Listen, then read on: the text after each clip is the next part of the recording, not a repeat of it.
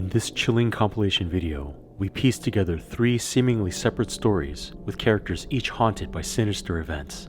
As their stories unfold, the full extent of the intertwining horror lurking beneath the surface begins to take shape. Delve deeper with us into tales of the Korean folklore known as Gangshi, and witness how its cursed presence infects not just the world, but the lives of those ensnared in its grip. Each terrifying revelation will draw you closer to the truth behind the nightmares. This is just the beginning. You will confront the terror waiting in the shadows.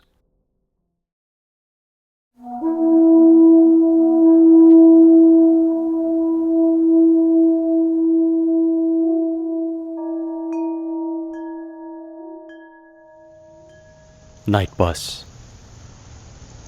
Hana saw the last bus of the night rumble to a stop, the headlights casting long shadows across the quiet city road as she rushed out of the convenience store where she was grabbing a late-night dinner, a day-old sandwich after a long day at the office.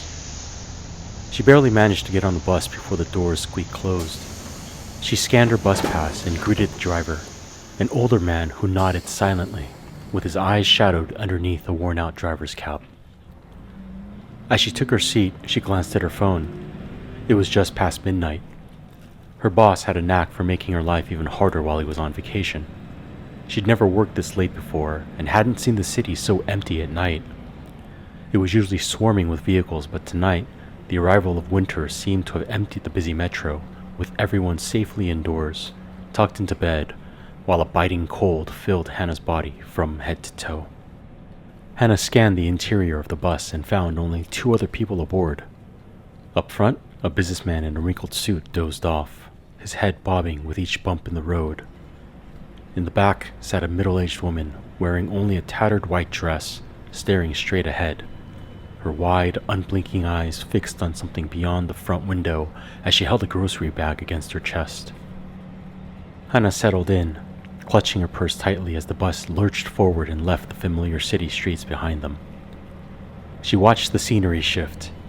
First, the familiar storefronts and alleys of the city, then townhomes and cottages of the suburbs, and soon, nothing but open road stretching into dark, empty fields.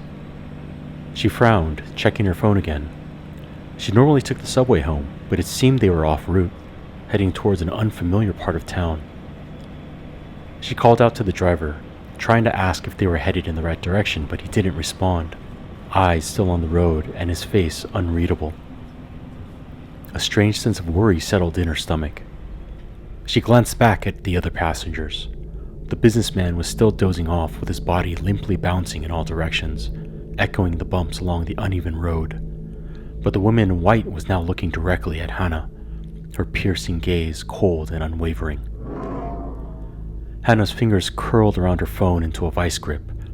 She could feel the woman's stare bore into her back, unyielding, invasive, and heavy with a terrifying weight that pressed against Hannah's body. The relentless sense of fear grew more intense as the seconds stretched agonizingly into minutes as the bus rolled through an increasingly unfamiliar landscape of empty roads lined with skeletal trees, shrouded in a blanket of shadow that seemed to scatter in all directions. She had never been in this part of town before. Hannah was lost. She decided to text her mom, but her fingers trembled as she looked down at her phone and let out a sharp, inaudible gasp. No service. Desperate for help, she typed, asking her mom to track her phone's location and ending with, "Mommy, help me." Each time Hannah looked up, the woman's eyes were waiting, following her every movement with an intensity that left her skin prickling from the barrage of needles that seemed to drive into Hannah's body. Feeling helpless, she stood and made her way towards the driver and tapped his shoulder to ask where he was taking them. He didn't respond, his gaze blank as if he hadn't registered her presence at all. She grabbed his shoulder and shook him lightly. Still no response. It was as if he were frozen in place like an idle mannequin. She turned towards the other passengers. The businessman had slumped further as if the wrinkles in his suit were a heavy accordion, pulling him down deeper into his seat, his face half covered in shadow under the dim, flickering interior lights of this hellish bus. The woman in white hadn't moved, still clutching her grocery bag, with eyes remained fixed on Hannah. With each lurch of the bus, her tattered dress swayed gently side to side.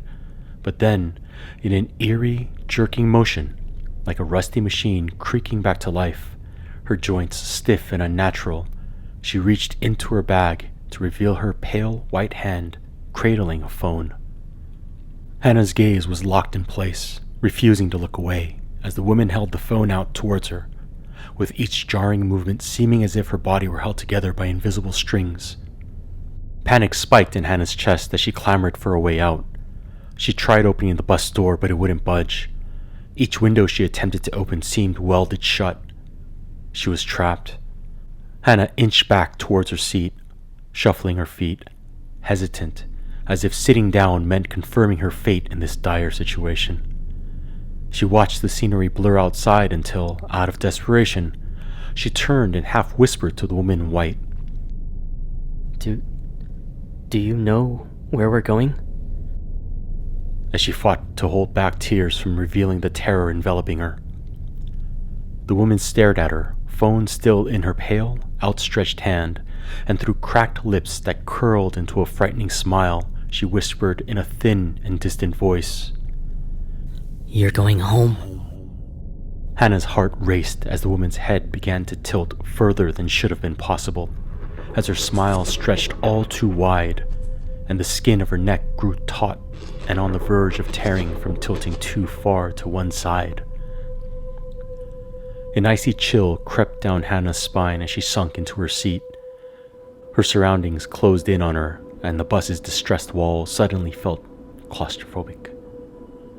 She tried looking out the window, only to find that the scenery outside had become entirely unfamiliar, with twisted trees reaching for one another in the dark and the fields shrouded in mist.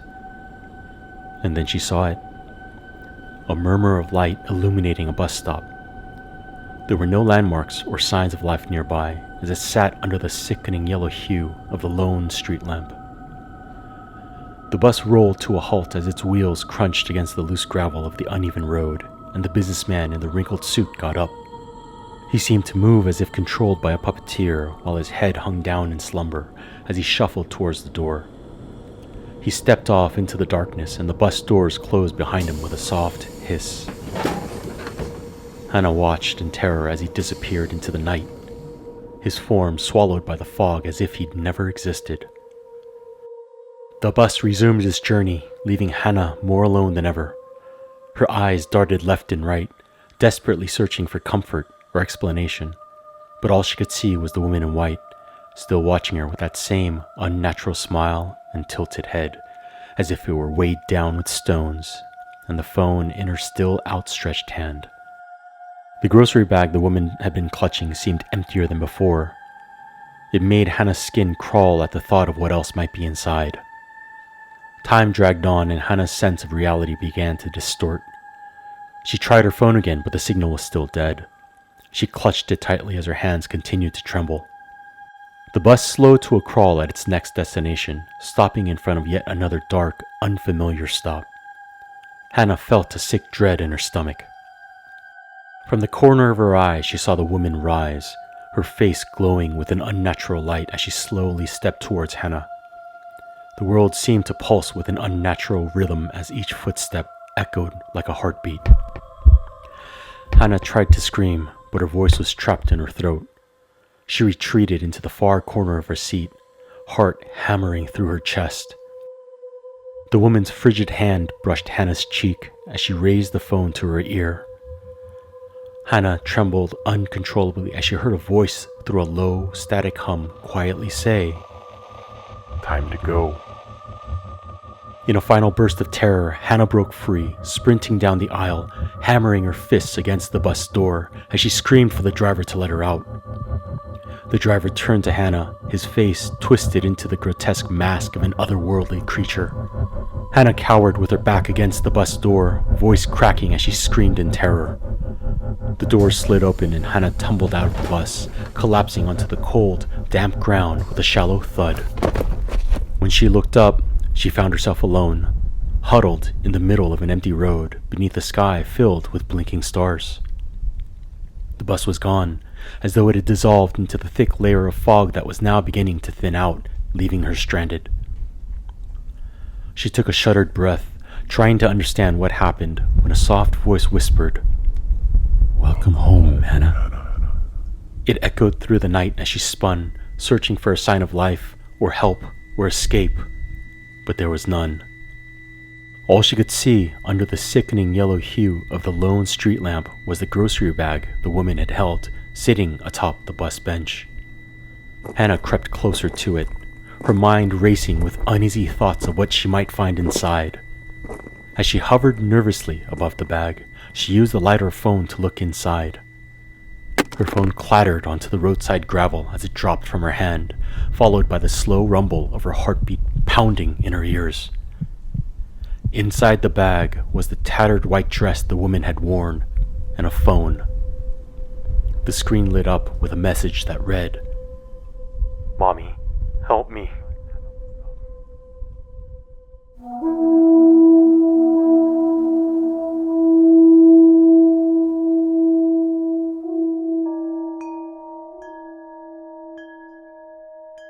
A brief history about the Gangshi, which is often referred to as a Korean zombie.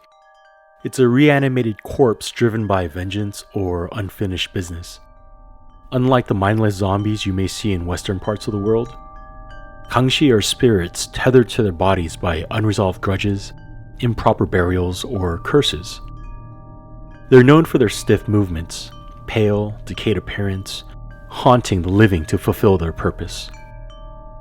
Gangshi are deeply tied to Korean beliefs about life and death and the afterlife, where a proper jesa, or ancestral rites ceremony, ensures peace for the deceased. Neglecting these rituals, or dying under unjust circumstances, can lead to a restless spirit becoming a Gangshi. Mirrors, often featured in Gangshi lore, are thought to reveal hidden truths or act as portals between the living and the dead, symbolizing the fragile barrier between the worlds. Destroying a Gangshi is no small feat. Shamans or monks must perform powerful rituals, using talismans or fire to sever its connection to the mortal world. The Gangshi embodies themes of imbalance, unresolved obligations, and the dangers of disturbing the natural order. In Korean folklore, it remains a chilling reminder of the consequences of neglecting the ties between life and death. Now, let's begin today's story.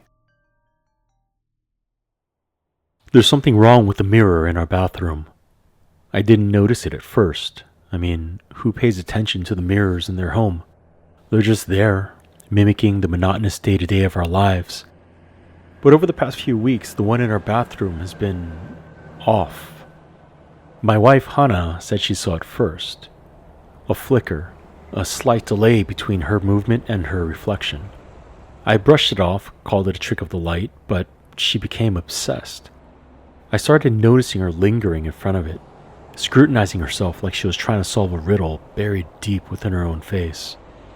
At first, it seemed like the stress of starting a new job was getting to her. We'd just moved into this cheap apartment near the outskirts of Seoul, in a dingy neighborhood lined with rotting apartment buildings. It was barely furnished in a building older than the both of us combined. The place had a smell, something damp and stale that no amount of cleaning could erase. But we were on a tight budget and it was affordable, and we had running water.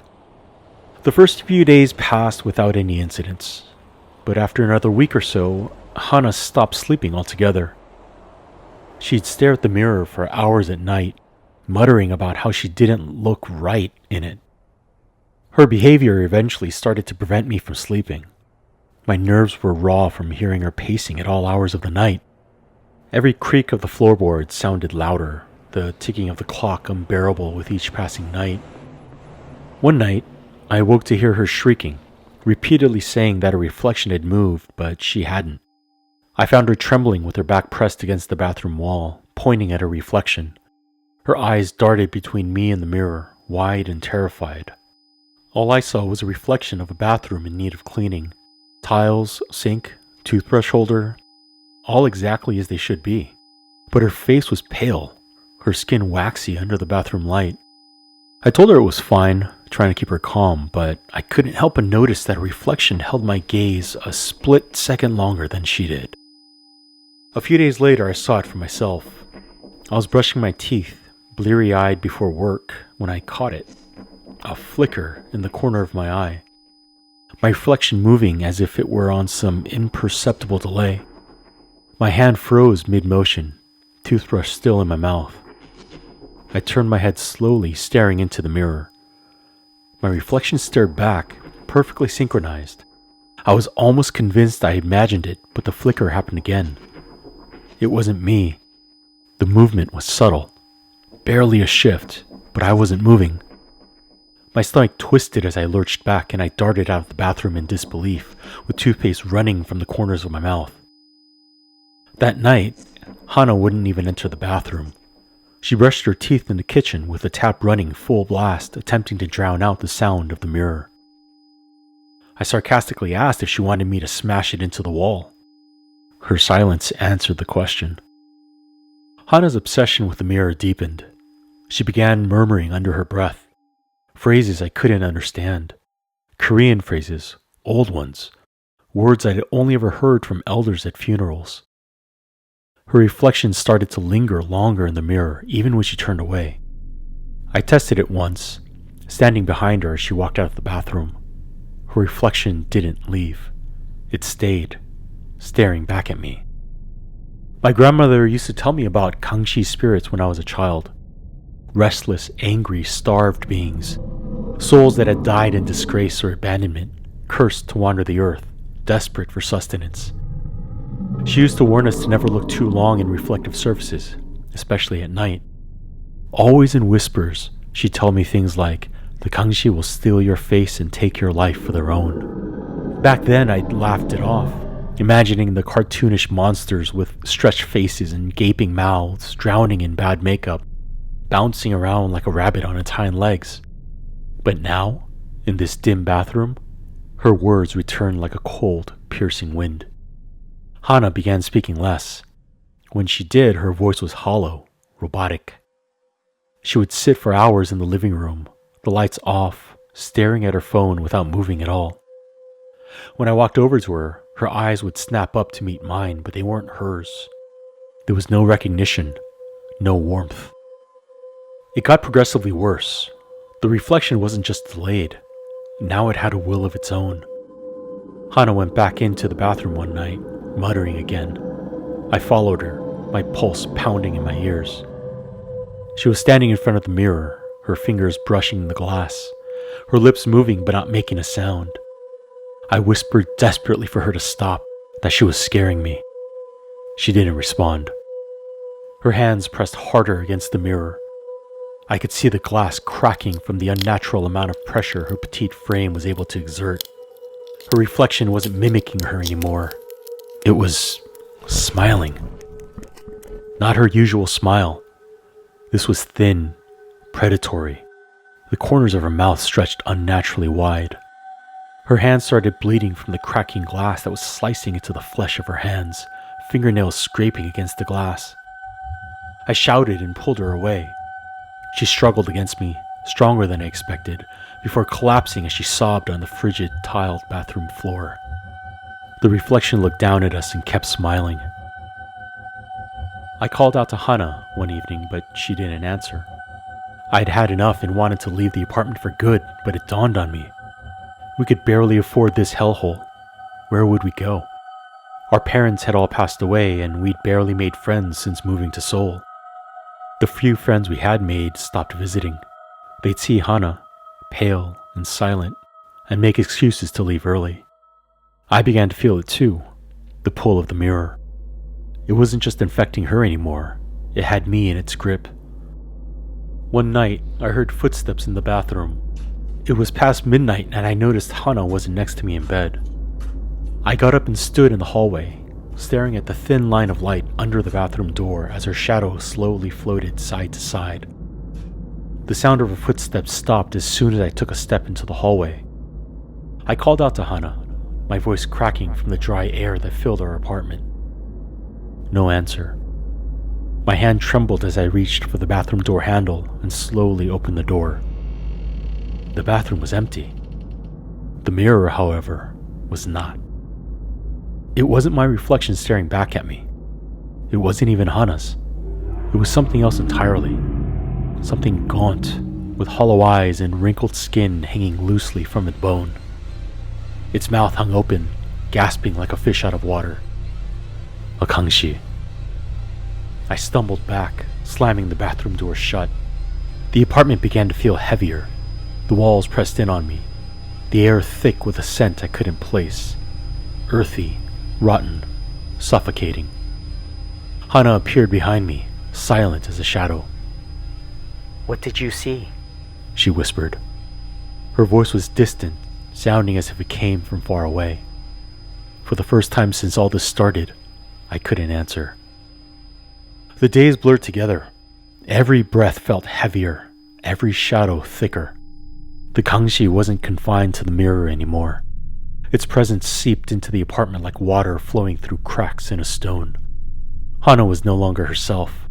Her movements were jerky, her voice barely above a whisper when she spoke at all. She avoided the bathroom during the day but crept toward it at night, beckoned by the Gangshi. I started avoiding mirrors altogether. I couldn't even look at the reflection in our tea kettle without flinching, afraid of what I might see. It wasn't long before I started noticing changes in myself. I'd always been the rational one, the anchor. Now I felt myself slipping. My appetite disappeared. My body ached constantly. Worse, I began hearing whispers. They came at night, faint at first, like wind through a narrow crack. But soon, they grew louder, forming words I didn't want to understand. Hana wouldn't meet my eyes anymore. She'd just sit at the edge of our bed, rocking gently back and forth, with her fingers tracing invisible patterns in the air. One night, I awoke to find Hana staring at me, but she wasn't beside me in bed. She was standing in the bathroom doorway.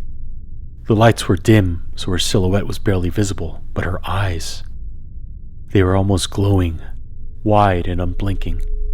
She whispered, "You're next." Her voice was barely audible over my heartbeat pounding in my ears. I finally turned to my grandmother's stories, desperate for answers. The Gangshi, she'd said, was insatiable. It fed on life itself, stealing the essence of those it ensnared. The only way to break its hold was to confront it directly, to face it in its own domain. The thought chilled me. Was that what Hana was doing, night after night? Offering herself to the Gangshi in some twisted attempt to keep it at bay? Or was she already lost to it, her body merely a vessel? One night I decided to act. I locked the bathroom door while Hana slept, sealing the mirror away. I needed to see if cutting off access would change anything. At first it seemed to work. The whispers faded and Hana's restless pacing stopped. But she grew agitated, clawing at the bathroom door until her fingers bled. She'd scream at me to open the door, her voice hoarse, saying that it was waiting for her. When I refused, she turned to me, her eyes blazing with hatred, screaming obscenities and telling me it would take us all. I caved. I couldn't stand the sound of her screams, which had turned into screeching that pierced my ears. The terrifying sight of her broken fingernails lifting off her skin, scraping against the wood. I unlocked the door and stepped aside. Hana rushed in, hovering in front of the mirror. Her reflection was skeletal, eyes sunken and empty, mouth stretched wide in a silent scream. The Gangshi stood behind her reflection, its wrinkled, bony hands resting on her shoulders. I stepped back as my heart hammered the inside of my chest. I choked out her name, begging her to come back, but it was too late. She didn't respond, and the apartment went dark. I don't remember stepping towards her, but when the lights came back on, I was standing in front of the mirror. My own reflection stared back at me, twisted and distorted, like Hana's moments earlier. Behind it, the Gangshi loomed, its mouth curling into a cruel smile. Hana's voice came from somewhere behind me. It wants you now. Before I could react, the Gangshi shoved me forward. My palms hit the cold mirror's glass, and for a moment I felt like I was falling. The world blurred, the air thickening around me. When I looked up, I was inside the mirror. I could see the bathroom, but it was distorted, as if viewed through dirty glass. Hana was standing on the other side, staring at me, but she wasn't the woman I married anymore. Her face was pale, her eyes sharp. The Gangshi had taken her place. I pounded on the glass, shouting her name, but the sound was muffled, swallowed by the void around me. Then she smiled. The same predatory smile I'd seen in the mirror before. She turned and walked away, leaving me alone, trapped in the mirror. I don't know if I've been in here for days or weeks. Time is blurred together and life outside moves on without me. I hear voices now. New tenants, laughing as they unpack boxes in the apartment. They're so full of life, and it's unbearable. The mirror has me. The Gangshi is me. It's a weight I can't escape, trapping me in this void. I see her first, the young woman. She pauses in the hallway, glancing toward the bathroom. There's something alluring about the mirror. She lingers, her hand brushing the edge of the frame as if she feels it too. When she finally looks into the mirror, her eyes meet mine. She doesn't flinch. Why would she? To her, I'm just her reflection. But I'm not. Not anymore. I try to scream, to pound against the glass, but nothing happens. My hands move in perfect synchronization with hers, a grotesque mockery of control. Her husband calls out to her. Mina, I found your toothbrush. As she takes another look in the mirror. I'm not a reflection. I'm her future. I understand now. The Gangshi doesn't just consume, it devours. I watch as she brushes her teeth, washes her face, oblivious to the shift in the air. Each glance into the mirror pulls her closer to me. At every moment she lingers, I feel it. My old self slipping further away. This isn't punishment, it's inevitability. I am the Gangshi now, the one who waits. She doesn't see it yet, but she will. They all do in the end, because the Gangshi never lets go.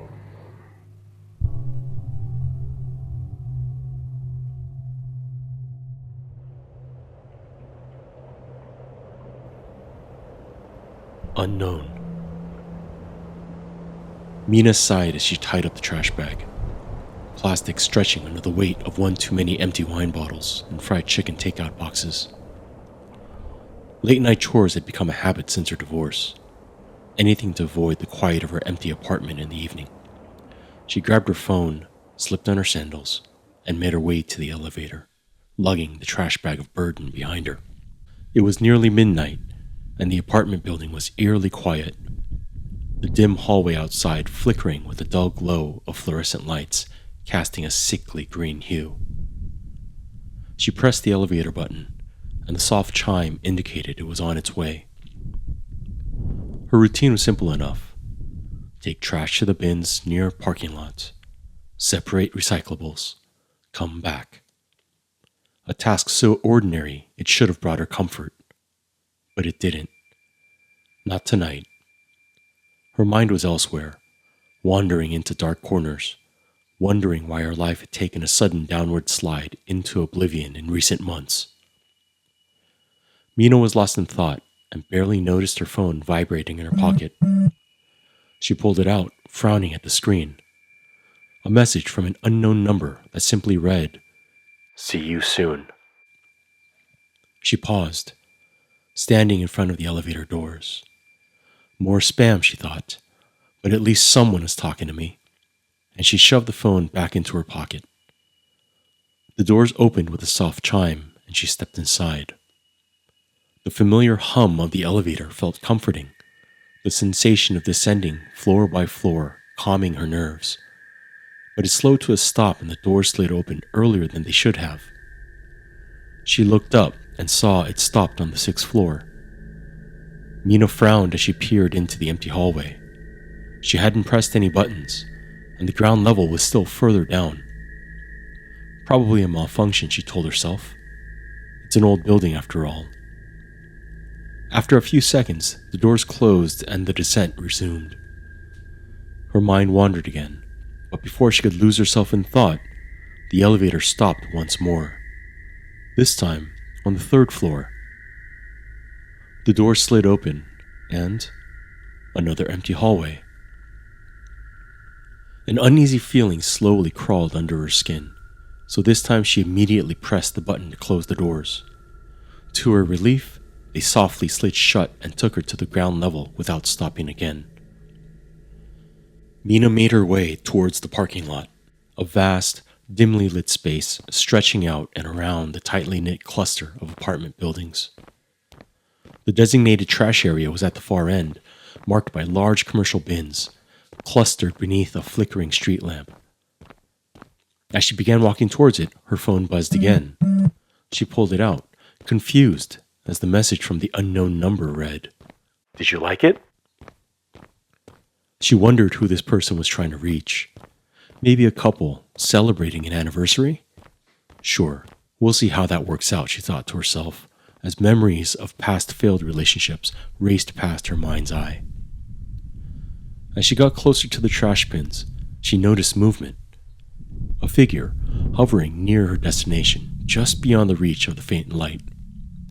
For a moment, Mina paused, her heart beating faster at the sight of another person out this late, but she quickly reasoned that wouldn't be unusual for another resident to be taking their trash out at this time of night. As she walked closer, her eyes drifted towards the shadowy figure as it lingered near the bins. There was something off about the way this person stood, almost too still. She forced herself to focus on the task at hand, tightening her grip on the trash bag and picking up her pace. As she drew closer, her unease intensified. The person hadn't moved, not to throw anything away, not even to shift their weight. They were simply standing there, as though frozen in place. Mina's pulse quickened. She could feel the creeping sensation of being watched crawl under her skin. Still, she told herself not to panic. Maybe they were distracted, waiting for someone. Her sandals scraped against the pavement as she neared the bins. The air felt colder, heavier. She kept her head down, trying to ignore the growing discomfort pounding in her chest. Out of the corner of her eye, she could just make out the shape of the figure. A man, judging by the broad shoulders and height. But his face was hidden, cast in shadow by the unreliable street lamp that flickered overhead. She calmly gripped the phone in her pocket as the trash bag swung awkwardly in the grasp of her other hand. But Mina's steps faltered as she got closer. Her breath caught in her throat. The man's posture was familiar, rigid, like that of...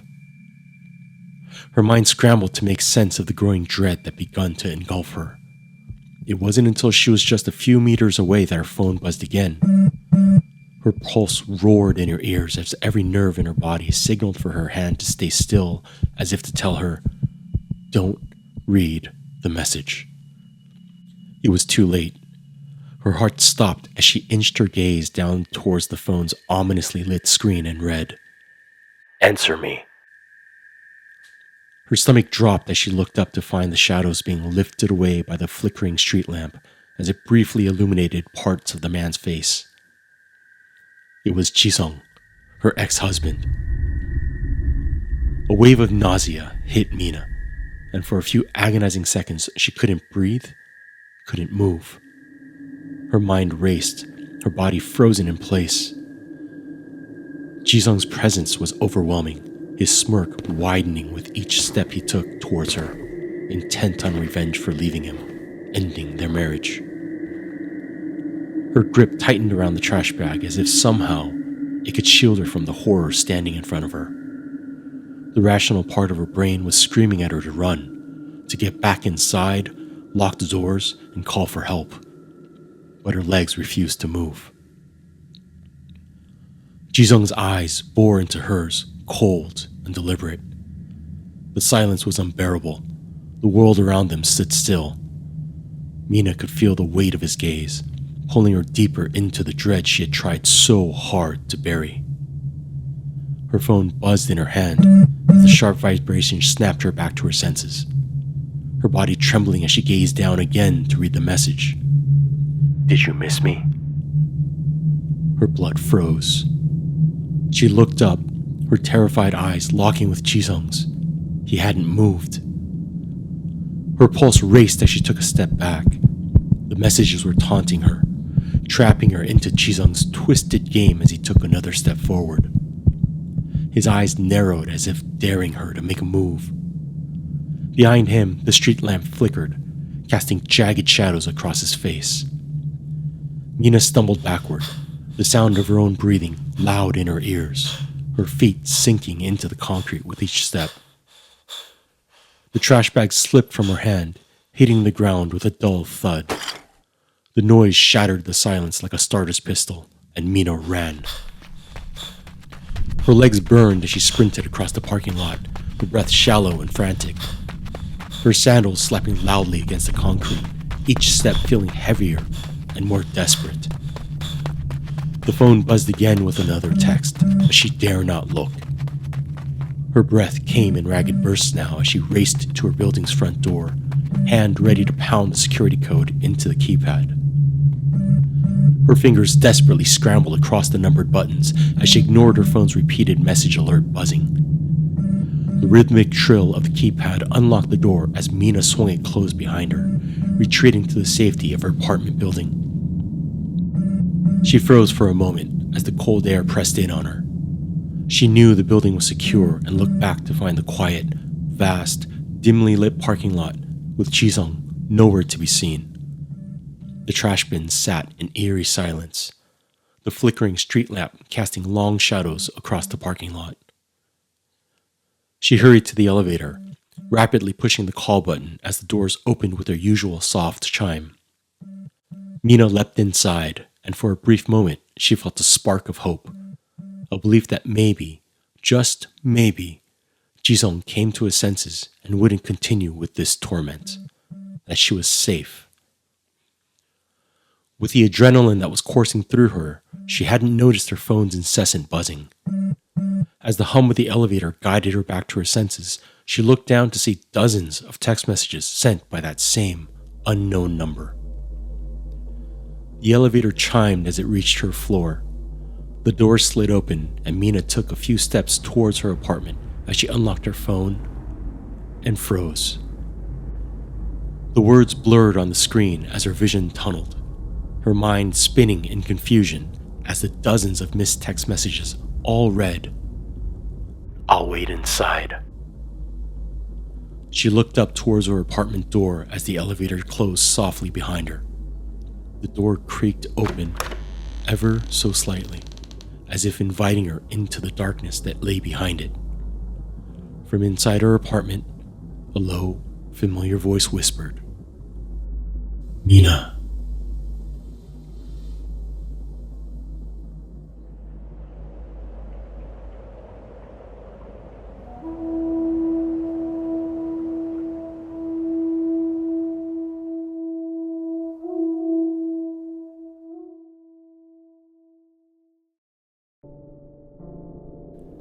You've made it to the end, and for that we thank you.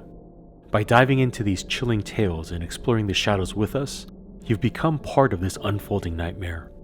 Your support, your likes, shares, and comments keeps the darkness alive and will help us uncover more terrifying stories to share.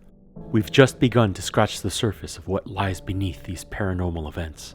With much more horror waiting to be unearthed, we can't wait to have you join us as the mysteries deepen and the terror grows. If you enjoyed this journey into the unknown, don't forget to subscribe and let us know which story kept you up at night. Stay safe and keep an eye on your reflections and shadows.